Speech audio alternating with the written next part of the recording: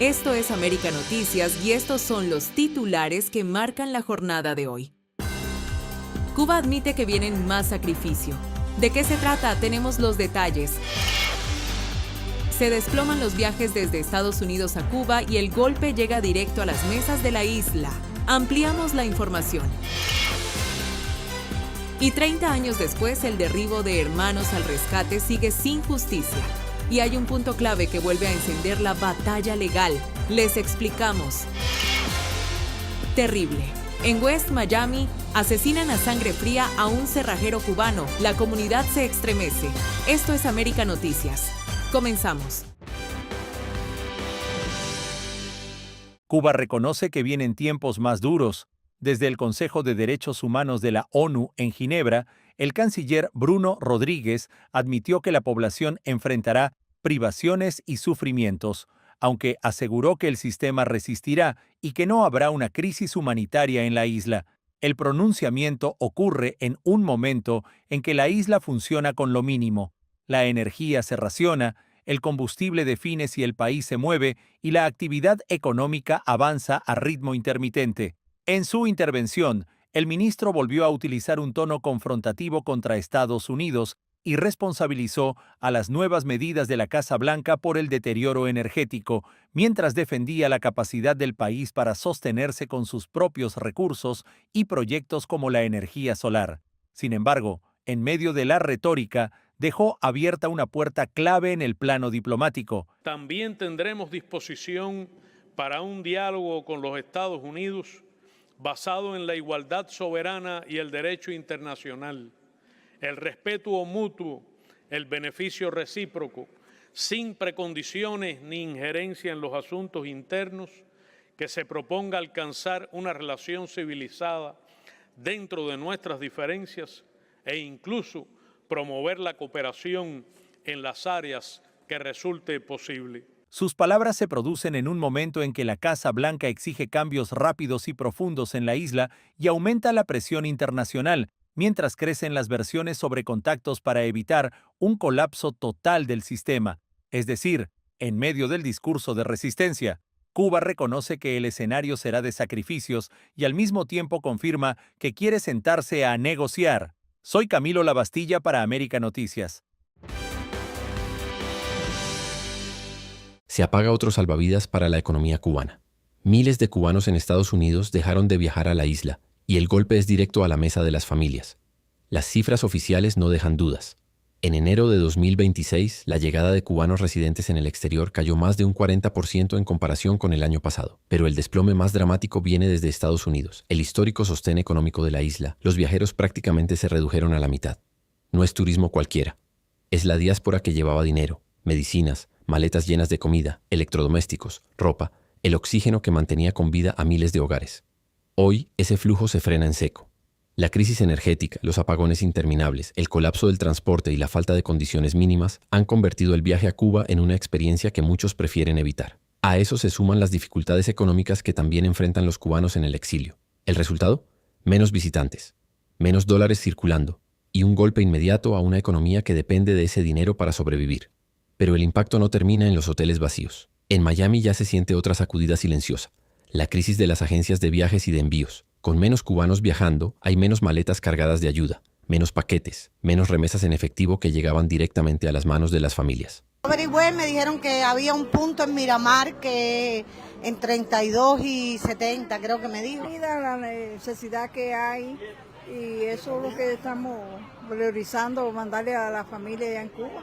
Va a llegar un poco más tarde, pero no estoy preocupado porque dice que va a llegar. La consecuencia es devastadora, más escasez, más necesidades básicas sin cubrir, más presión sobre hogares que ya viven al límite, porque cada viajero que deja de ir es una familia que recibe menos comida, menos medicinas, menos esperanza.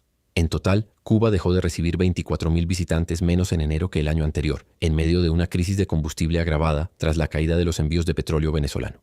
El mensaje es claro, la principal fuente de divisas se está secando, y el modelo económico de la isla vuelve a quedar contra la pared. Mientras el régimen habla de recuperación del turismo, la realidad muestra aeropuertos más vacíos y una diáspora que opta por enviar ayuda desde lejos, en lugar de pisar un país sin luz, sin transporte y sin servicios básicos. Y la gran pregunta que queda flotando es, si ya casi no llegan turistas, si la comunidad en el exterior viaja menos, si las agencias envían menos, ¿De qué va a vivir la isla? ¿Y hasta cuándo podrán resistir las familias cubanas esta asfixia diaria? Soy Alejandro Montes de Oca para América Noticias. 30 años de impunidad. El crimen de Hermanos al Rescate sigue sin justicia y la herida sigue abierta en el corazón del exilio cubano. Que es una obligación estar aquí, no solo porque es el 30 aniversario del derribo de las avionetas de Hermanos al Rescate, un crimen que aún está impune, pero porque estamos apoyando a los congresistas pidiendo el encauzamiento criminal de Raúl Castro. El 24 de febrero de 1996, 2 avionetas de la organización humanitaria Hermanos al Rescate fueron derribadas por cazas del régimen cubano en pleno vuelo. Murieron 4 pilotos que participaban en misiones de búsqueda y salvamento de balseros en el estrecho de la Florida. Un hecho que estremeció al mundo y que 3 décadas después sigue sin justicia. El punto más polémico y clave en la batalla legal es el lugar del ataque. De acuerdo con la Organización de Aviación Civil Internacional, el derribo ocurrió en aguas internacionales, lo que convertiría el caso en el asesinato de civiles fuera del territorio cubano y abriría la puerta a acciones judiciales en Estados Unidos. Sin embargo, La Habana mantiene hasta hoy su versión, que las avionetas violaron su espacio aéreo. La comunidad internacional, incluida la Unión Europea y organismos de Naciones Unidas, condenó la acción por considerarla una violación de los protocolos contra aeronaves civiles. Para el exilio en Miami, aquel día marcó un antes y un después. Hermanos al Rescate no era solo una organización aérea. Era un símbolo de esperanza para los balseros y de denuncia contra la realidad cubana. Hoy, en el aniversario número 30, familiares de las víctimas vuelven a hacer la misma pregunta. ¿Por qué nadie ha pagado por estas muertes? El caso ha vuelto al centro del debate político porque congresistas cubanoamericanos presionan para que el Departamento de Justicia evalúe un posible encauzamiento contra Raúl Castro, quien en ese momento era el jefe de las Fuerzas Armadas de la isla. Aquí estamos honrando la memoria de ellos 4, de los mártires que viven aquí en este memorial cubano y al mismo tiempo apoyando a nuestros congresistas y pidiendo el encauzamiento de Raúl Castro. Pero el camino legal está lleno de obstáculos: la inmunidad de los exmandatarios, la jurisdicción internacional y la imposibilidad de una extradición. Aún así, nuevas piezas podrían reactivar el expediente. El arresto en Estados Unidos de uno de los pilotos vinculados a la operación militar acusado en otro proceso judicial abre la posibilidad de obtener testimonios o evidencias que no existían hace años. Para las familias, la justicia no es solo una cuestión legal, es el reconocimiento de que se trató de un crimen deliberado. 30 años después, los nombres de Armando Alejandre, Carlos Costa, Mario de la Peña y Pablo Morales siguen siendo bandera en el sur de Florida. Y mientras se encienden velas en su memoria, el mensaje del exilio es claro. El tiempo ha pasado, pero el caso no ha prescrito, porque para una comunidad marcada por ese 24 de febrero, la historia de Hermanos al Rescate no es pasado. Es una deuda de justicia que aún espera respuesta. Un informe de Alejandro Montes de Oca para América Noticias.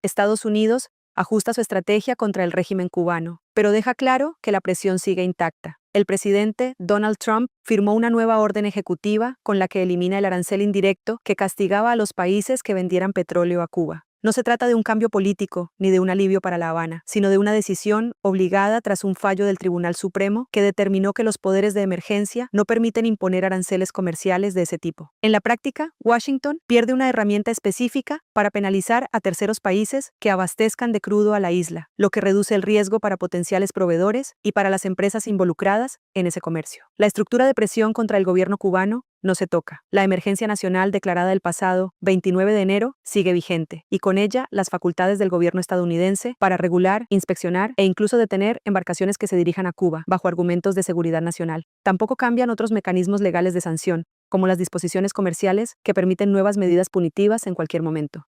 Es decir, se elimina un instrumento jurídico, pero el andamiaje de presión económica y política permanece intacto.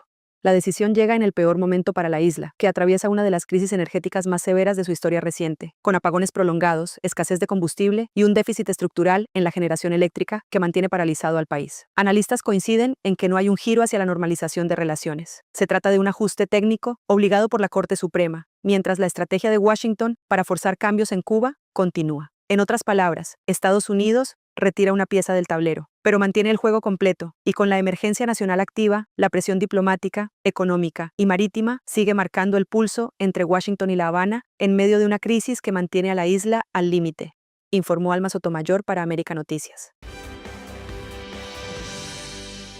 Sin fianza, presunto homicida de cerrajero cubano asesinado en West Miami. Ante un juez de Miami-Dade compareció el hombre acusado de protagonizar uno de los crímenes que más ha conmocionado a la comunidad en los últimos días. Luis David Lemus, de 32 años, enfrenta un cargo de asesinato en segundo grado con arma de fuego por la muerte del cerrajero cubano Adrián Benereo, de 37 años, quien fue baleado mientras realizaba un servicio rutinario en un edificio residencial de West Miami. La jueza Mindy Glazer le negó el derecho a fianza y ordenó que permanezca bajo custodia mientras avanza el proceso judicial. El hecho ocurrió el pasado 20 de febrero, alrededor de las 6:20 de la tarde, en un complejo de apartamentos en West Miami. Según la policía de Miami-Dade, la víctima había llegado al lugar para cambiar la cerradura de un apartamento cuando fue confrontado por un hombre armado. Por razones que aún se investigan, el sospechoso abrió fuego y le disparó en la cabeza, dejándolo mortalmente herido en un pasillo del edificio. Los rescatistas lo declararon muerto en la escena y el médico forense confirmó que la causa del fallecimiento fue precisamente una herida de bala en la cabeza.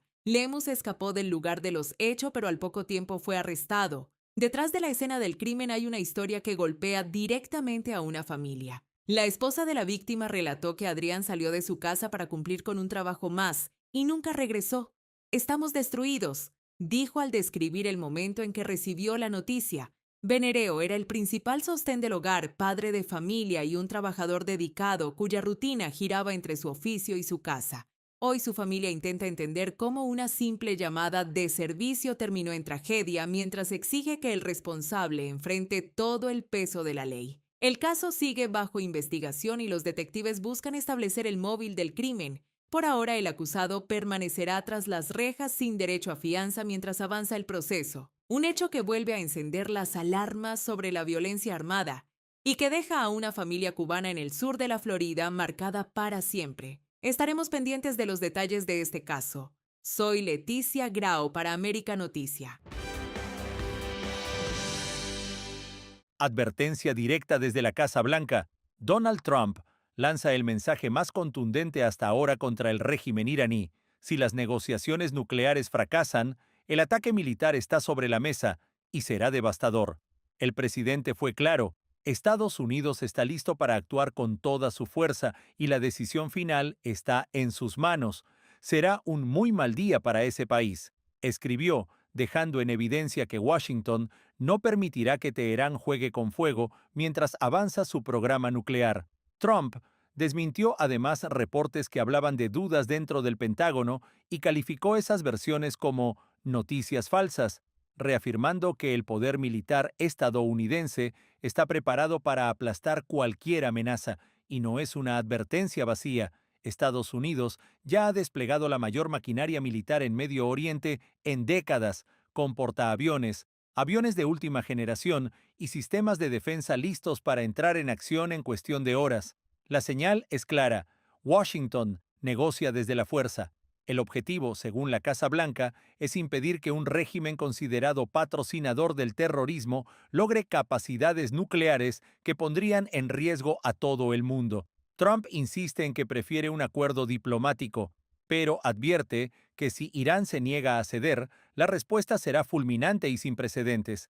En medio de la tensión global, el mensaje busca mostrar a Estados Unidos como la única potencia capaz de frenar una amenaza nuclear en el corazón de Medio Oriente. Para Washington, la línea roja está marcada: o hay acuerdo o habrá consecuencias.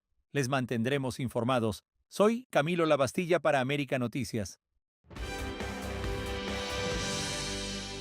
Nuevo capítulo en la guerra comercial de Estados Unidos con el mundo. Los aranceles globales impulsados por Donald Trump ya entraron en vigor con un impuesto inicial del 10% a las importaciones provenientes de todos los países, una medida que llega apenas días después del duro revés de la Corte Suprema a su política comercial. El máximo tribunal determinó que el presidente no tenía autoridad para imponer los aranceles anteriores usando poderes de emergencia, lo que obligó a la Casa Blanca a buscar otra vía legal para mantener su estrategia económica. La respuesta fue inmediata. Trump firmó una nueva orden ejecutiva y recurrió a la llamada sección 122 de la ley comercial, que sí permite aplicar tarifas rápidas, aunque con un límite.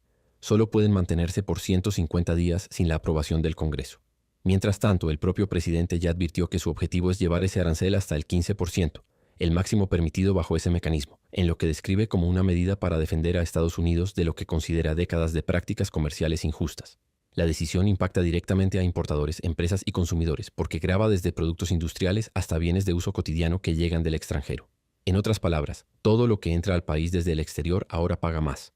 Este movimiento refuerza la política económica de America First, con la que la administración busca proteger la industria nacional, reducir el déficit comercial y presionar a los socios internacionales para renegociar acuerdos. Pero también abre un nuevo frente de incertidumbre. Economistas advierten que el aumento de aranceles puede traducirse en precios más altos para los consumidores y tensiones con aliados comerciales, en un momento en que la inflación sigue siendo una preocupación clave. Aún así, desde la Casa Blanca el mensaje es claro. La batalla comercial continúa, y Washington está dispuesto a usar todas las herramientas legales disponibles para mantener los impuestos a las importaciones. Lo que viene ahora será decisivo. En los próximos meses, el gobierno deberá definir si logra convertir estas tarifas temporales en una política permanente, o si el Congreso entra en la pelea por el control de la estrategia comercial de Estados Unidos. Soy Camilo Labastilla para América Noticias. Para que estés mejor informado, te dejamos con nuestras noticias en un minuto. Conductor cubano de Lyft en Kentucky enfrenta cargos graves e intervención de ICE. Jordan Díaz Vera, cubano de 34 años y conductor de Lyft en Louisville, Kentucky, fue arrestado acusado de agredir sexualmente a una pasajera durante un viaje solicitado por la aplicación. De acuerdo con la policía local, enfrenta cargos por sodomía en primer grado, secuestro y amenazas, luego de que supuestamente detuviera el auto en el estacionamiento de una iglesia, mostrara un arma, bloqueara las puertas y forzara actos sexuales. La víctima denunció el hecho tras llegar a su destino y Díaz Vera fue detenido al día siguiente en el estacionamiento de un supermercado. Presentador Rolando Saldívar habla sobre el inicio de su proceso de recuperación. El presentador y exlocutor cubano Rolando Saldívar reapareció en video para hablar del comienzo de su proceso de recuperación tras meses marcado por adicciones y problemas legales que afectaron gravemente su vida personal y su salud. En el mensaje, Saldívar agradece el apoyo recibido, reconoce los errores del pasado y asegura que está dando los primeros pasos para rehabilitarse y reintegrarse a su familia y a la comunidad. Su caso había generado gran impacto en la comunidad cubanoamericana. Después de que imágenes recientes mostraran un fuerte deterioro físico en contraste con la figura que muchos recordaban de la radio y la televisión en Cuba. Hola, ¿qué tal? Soy Rolando Saldívar y estamos desde este bello lugar, en un lugar de Miami. Válgame la redundancia, todo no se puede saber, señoras y señores.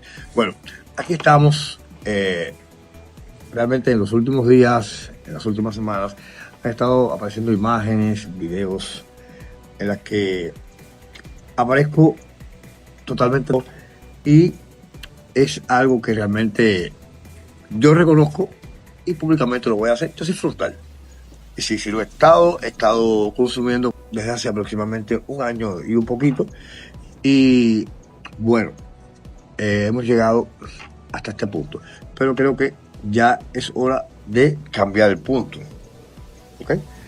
Porque yo soy tremendo loco, pero cuando yo veo el precipicio ahí, un poquito más tarde, porque aquí nadie quiere irse para el precipicio. Y por mucho que a veces uno quiere una persona cuando va al cementerio porque lo van a enterrar, nadie se tira en el hueco cuando la persona se retira. Entonces, yo creo que salvarse es la opción que nos queda. Después de haber llegado al fondo, solo queda levantarse. Un cubano desde Miami denunció la acumulación de isotanques de 24.000 litros de combustible presuntamente destinados a Cuba, señalando que serían enviados a través de MIPYMES. La denuncia reaviva las acusaciones de que el régimen comunista utiliza supuestas empresas privadas como pantalla para adquirir insumos en Estados Unidos y eludir restricciones. Pese a que muchas de estas estructuras estarían vinculadas directamente al aparato dictatorial. Aquí les voy a mostrar de dónde es que están saliendo los tanques de petróleo para Cuba. Sí, aquí estamos en el río de Miami y aquí pueden ver dónde están saliendo los tanques de 24.000 litros de petróleo para Cuba. Están saliendo directamente desde Miami. Miren, aquí están. Le digo esto porque yo tengo un amigo mío que trabaja aquí, y aquí están acumulando todos esos tanques que están ahí. Me estaba explicando él que son de petróleo y gasolina que van para Cuba. Ahí lo pueden ver, ¿ven? Esto aquí en el río de Miami, en South River Drive. Aquí están los tanques, ¿vi? Ahí los pueden ver. Tengo un amigo que trabaja ahí. No ve, aquí está la ESO de contenedores. Y ahí se están acumulando los tanques de petróleo y gasolina que van a empezar a mandar para Cuba las MIPYMES. Aquí pueden verlo, miren, los tanques de petróleo. Mira cuántos tanques se ven. Dice que hay un aproximado de 20 tanques de petróleo y gasolina que están esperando el barco que venga para llevárselo para Cuba. Para llevárselo para Cuba, que son las MIPYMES. Ahí también, la ESO de contenedores, aquí es donde mandan los contenedores para Cuba. Donde mandan los contenedores, las MIPYMES para Cuba llenas de productos que compran en Estados Unidos, porque como ustedes saben, el bloqueo o embargo, como le dicen, embargo económico, no afecta directamente a las empresas privadas en Cuba. ¿Lo sabes? Y los empresarios privados pueden mandar contenedores y pueden comprar petróleo en los Estados Unidos y mandarlo para Cuba. Aquí también, aquí lo pueden ver, aquí están los tanques de 24.000 litros de petróleo y gasolina, según me estaba explicando el amigo mío. Nada, se los dejo para que después no digan, no, ¿de dónde? No, aquí están los tanques y los contenedores que van para Cuba, cargados de petróleo y gasolina. Esto es América Noticias. Te esperamos de lunes a viernes a las 6:30 de la tarde y a las 10 de la noche por América TV.